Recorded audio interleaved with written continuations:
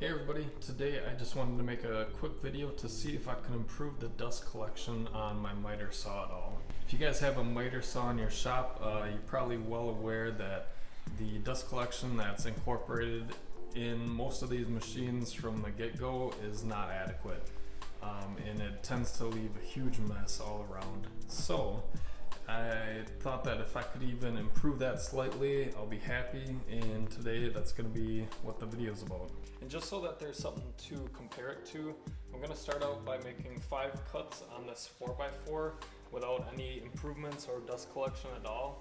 And then once I make the custom piece that hopefully works a little bit better, I'm going to make those same 5 cuts and just kind of show you as a comparison. Nothing scientific at all. I'm not going to weigh out the sawdust or anything like that, just more or less a visual representation. So with that, let's make these 5 cuts.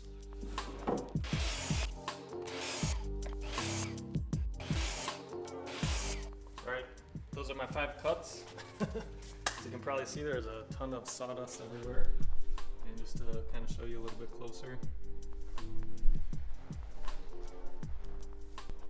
Alright, so they didn't really make this too easy for me. This whole section is curved, as you can see. Initially I thought I could put a piece of wood behind here and then just kind of build a box behind it, and that would be the essence of it. What I've gone ahead and done is I've cut a piece instead that matches that geometry right there, and then I'm going to take some pieces and march them along the back side here, kind of creating a curved area on the back. And then I think probably right about there, I'll leave that section a little bit larger and flat, and so that I can cut a hole in that and then connect the vacuum port to it. So with this back piece in place, I'm going to build on top of that, and my clearance that I need is going to be 3.5 inches. Looks tight. I'm going to go 3 3/8.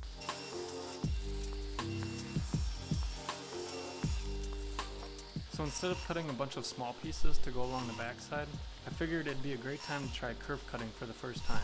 And what kerf cutting is it's a method in which you make a bunch of evenly spaced cuts in the wood, but these cuts don't go all the way through the thickness of the material. And what you're left with is a bendable piece of wood. Alright, so here's that piece. Originally I was going to run it with the smooth side this way, but after applying a little bit of water to it, it's just naturally bending that way. So I think I'm just going to go with it instead of against it.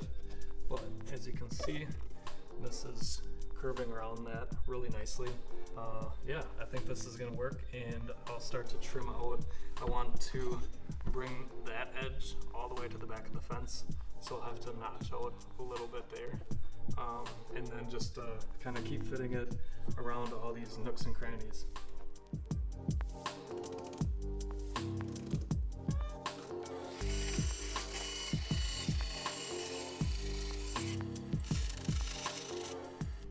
Notch, slide it all the way there. Fits nicely over the top. I've kind of marked out where this piece is going to land, and so I'm going to start taking off a couple of these ribs at a time. I think start with 3, see where that lands. I'm going to shoot for the end of this piece to land right about there.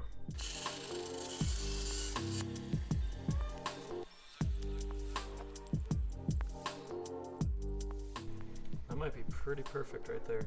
I've got this 45-degree PVC piece that I think I'm going to angle down, but I need to cut a hole in that piece in order to fit that in there, and then probably epoxy it in place. And then this is going to be angled down, I think. I'll have to cut a hole in the top of there and then feed the vacuum hose through there.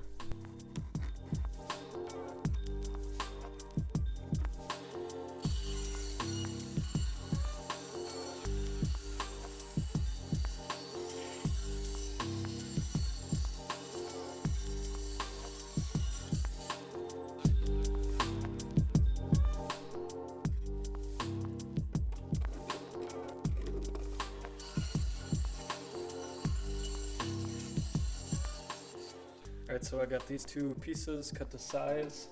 I sanded down this piece of PVC just a little bit on this edge, and it's gonna fit in there really nicely.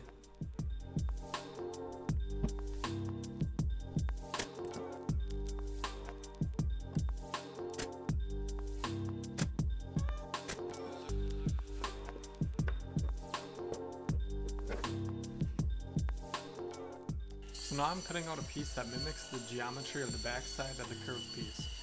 And this new piece will give me a much better surface to glue the curved piece to and make sure everything lines up when it comes time to glue everything together.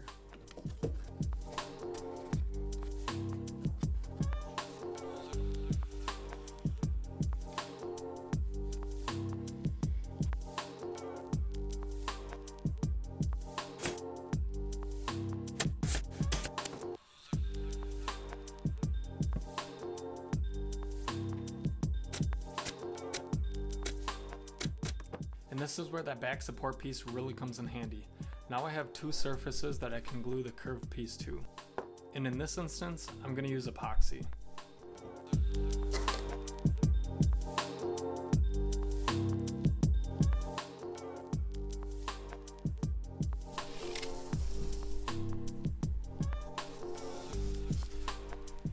Alright, so here's where we're at so far.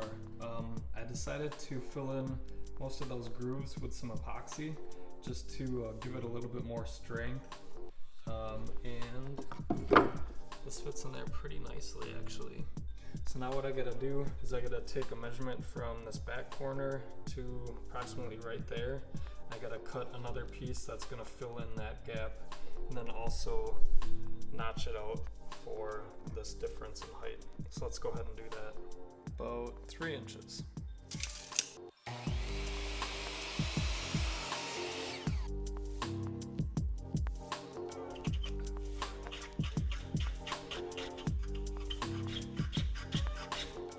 Alright, so I used a hand plane on plywood. I'm not sure if I broke any rules, but here's how those angles turned out. I think they match up pretty well.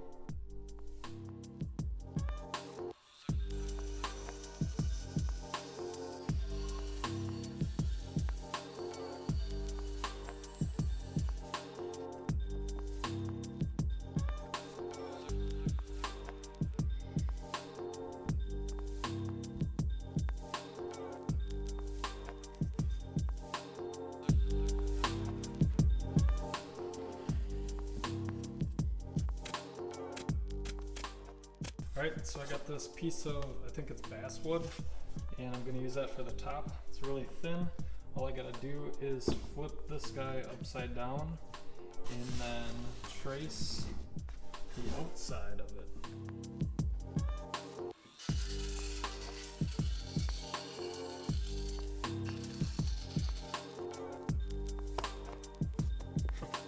That's actually really snug on this portion of it.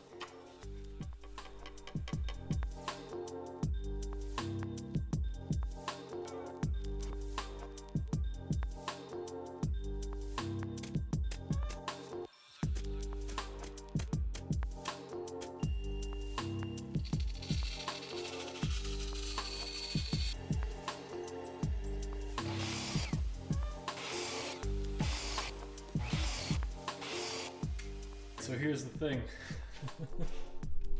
This did not work that great. Man, that sucks. I really had high hopes for that.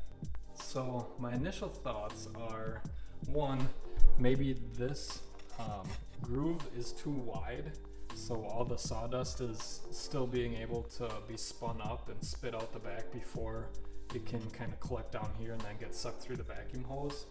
The reason that I cut this groove out with the bandsaw is because since it's such thin material, I didn't want this blade chewing through it and just making it explode.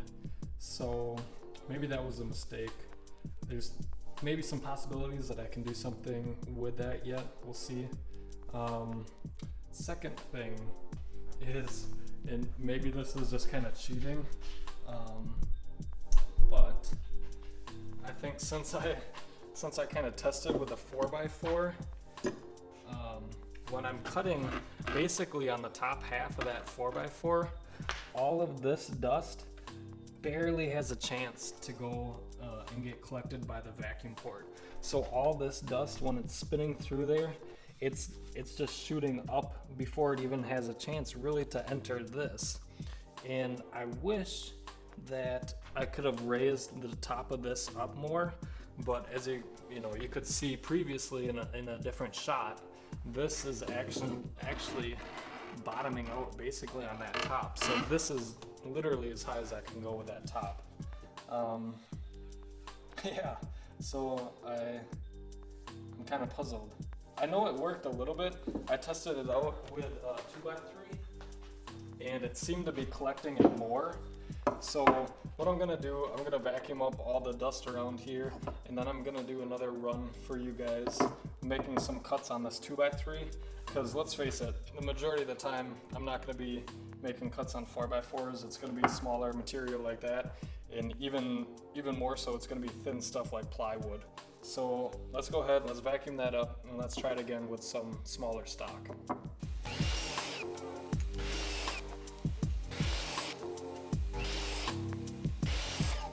That went a lot better.